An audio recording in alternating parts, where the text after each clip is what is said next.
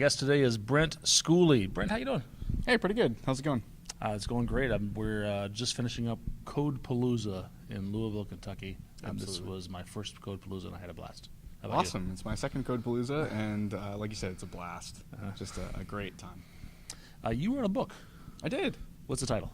Designing for Windows 8, published by A-Press. Okay, it's out right now, right? Yep. Yeah, it came out in March of last year.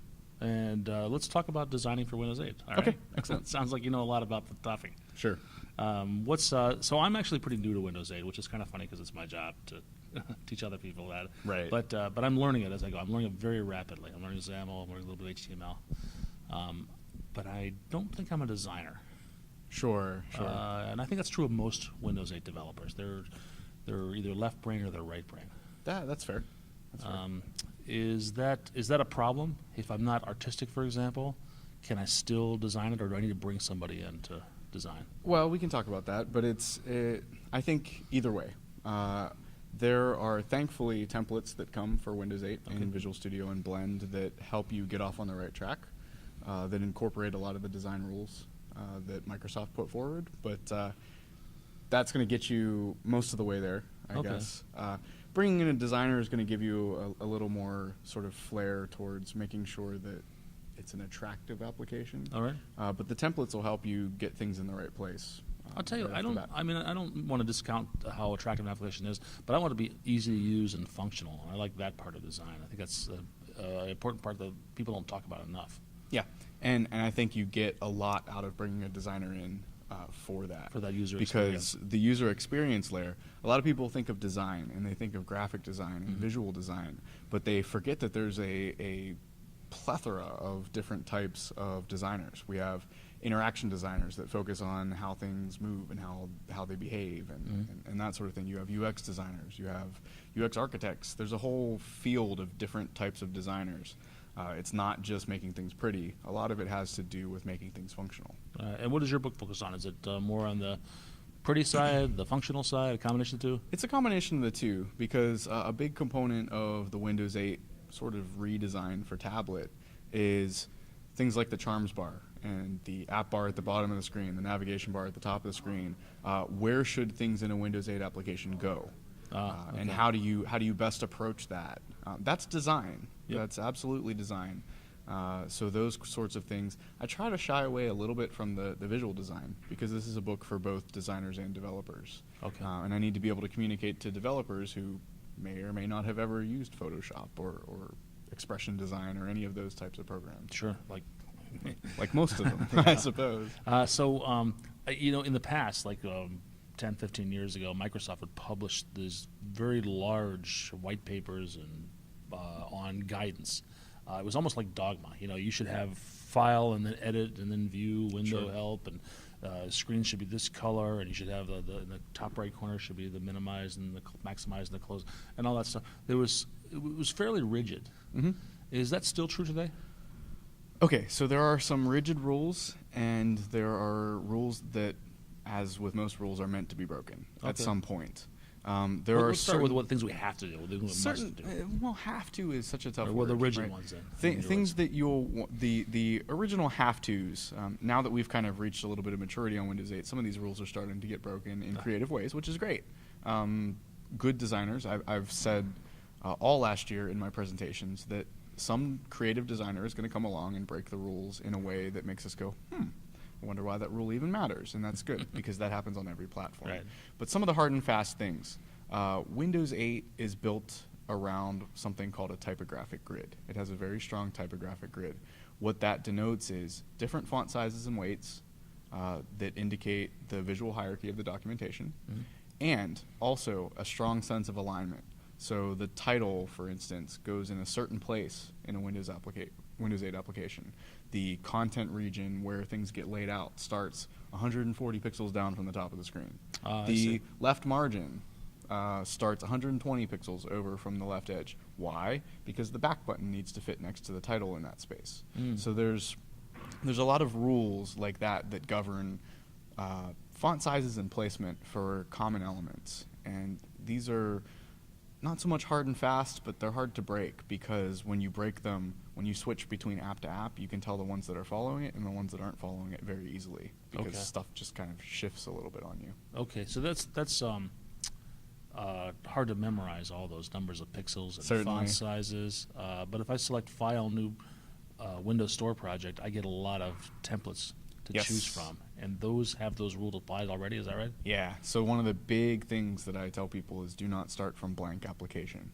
When you start from blank application, you have thrown away the opportunity to have a lot of those rules baked in So for now you. I have to learn those rules if I'm blank. But If I you're start starting with blank, you need to know where to place certain things when you're Interesting, adding to the okay. application. Whereas if you start with something like the hub application template that was Mhm. introduced in Windows 8.1, not only do you get a really flexible infrastructure for laying out your application, it follows the rules implicitly. Excellent.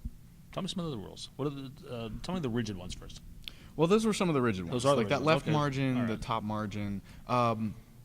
Then there's sort of the hard rules, but they're a little loose in their interpretation. So Okay. things like app commands should go in the app bar. Makes sense.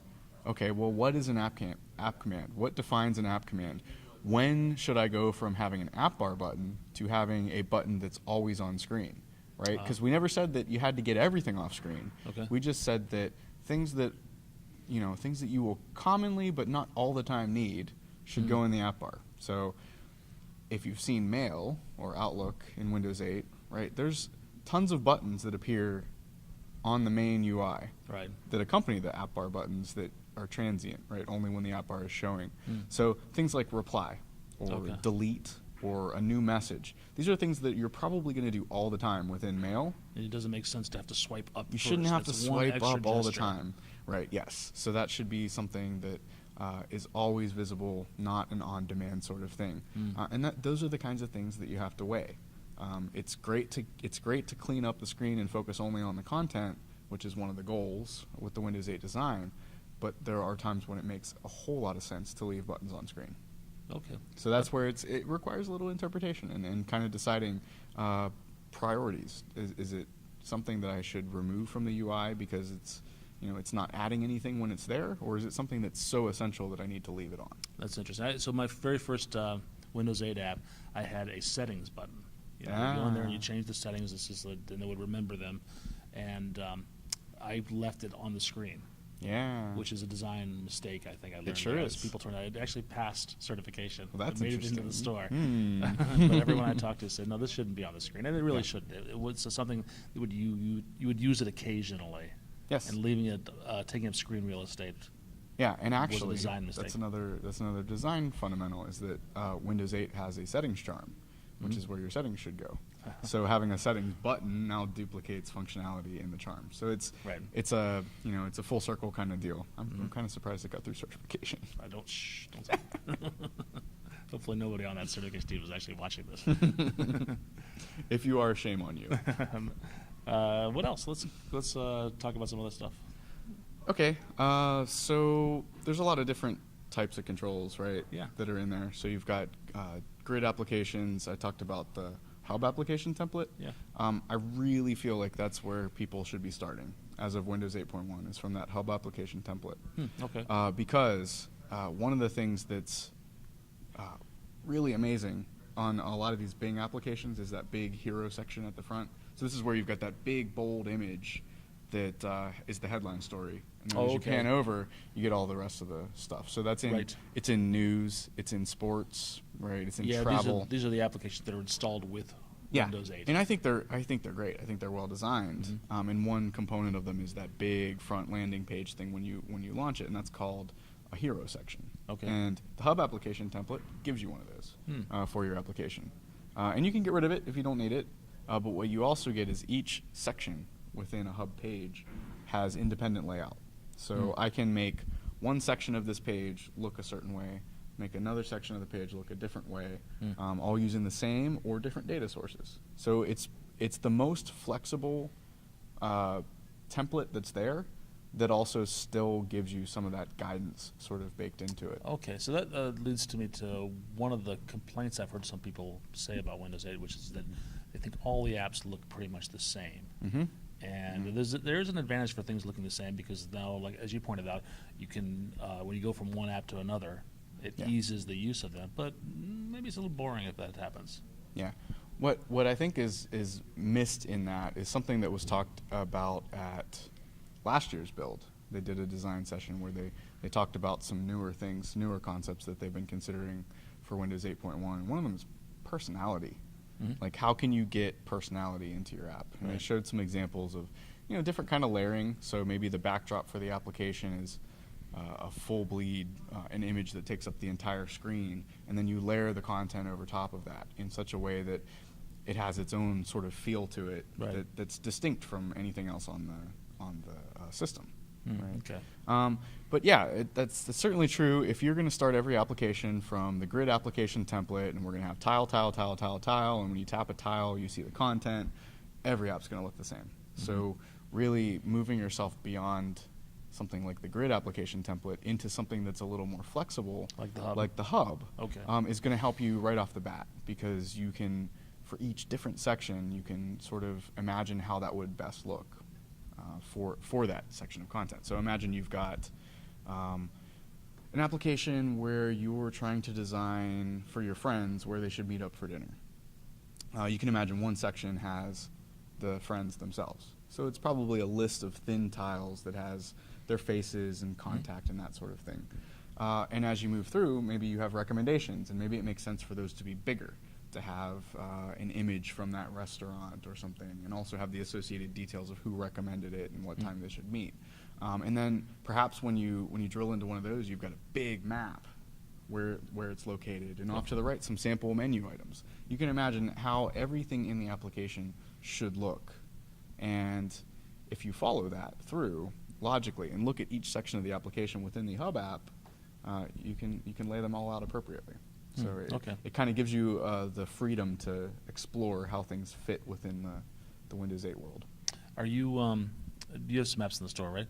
I actually don't. Oh, you don't? Okay. No. So I want to look at samples of how you've applied your own design principles. Yeah. So what's interesting is I did build one application to use as a design reference for the book. I see.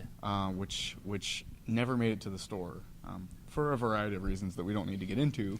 But it's in there as a reference, and the code is actually available on GitHub. Okay. So if I'm a developer and I'm building Windows 8 applications, I want to have good design. Where do I start? Well, it actually starts right where you'd think it would, at the beginning, and you need to determine what it is that your app is going to be best at. And this starts with something that Microsoft calls a best at statement. And it reads like this: my application, insert application name here, is the best in, insert category name here, at. And then there's a blank that you need to fill in with about 10 to 12 words.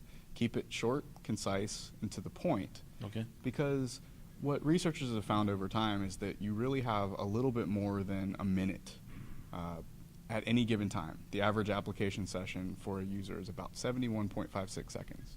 So about 71.56. This is what they found. It's like it's about a minute. So you get their attention for a minute. So the worst thing you could possibly do is build an application that can't get anything done in a minute. So you need to have a focused app, focused and direct. So this is very different than the enterprise applications that I've been building during my consulting career. Sure. So if you start with that statement and really decide what it is that your app is supposed to do, you can brainstorm all of the features that you could possibly support, and then cross off all the ones that don't match the best at statement. Take those 5 or 6 that are left, implement them, and put it on the store. Interesting. And I think that is the most fundamental thing that I think you can do to get yourself on the right track. It has less to do with all of the design stuff. It has more to do with, are you building the right app? Okay. Now, I have noticed that Windows 8 apps tend to be a lot more focused. They tend to be smaller than the other apps that I've seen historically. Certainly the ones that I've built. Sure. And I think that's a great place to start. You can add those other features later. But as long as you're building the right app for the right person, you've claimed what it is that you're supposed to be best at, go do it. Great. Do you have an online presence? I do. You can find me on Twitter at Brent Schooley. You can also find me about.me/Brent Schooley, I think, has all of the other places you might find me. And I can be emailed at brent@twilio.com. Brent, thanks a lot. Yeah.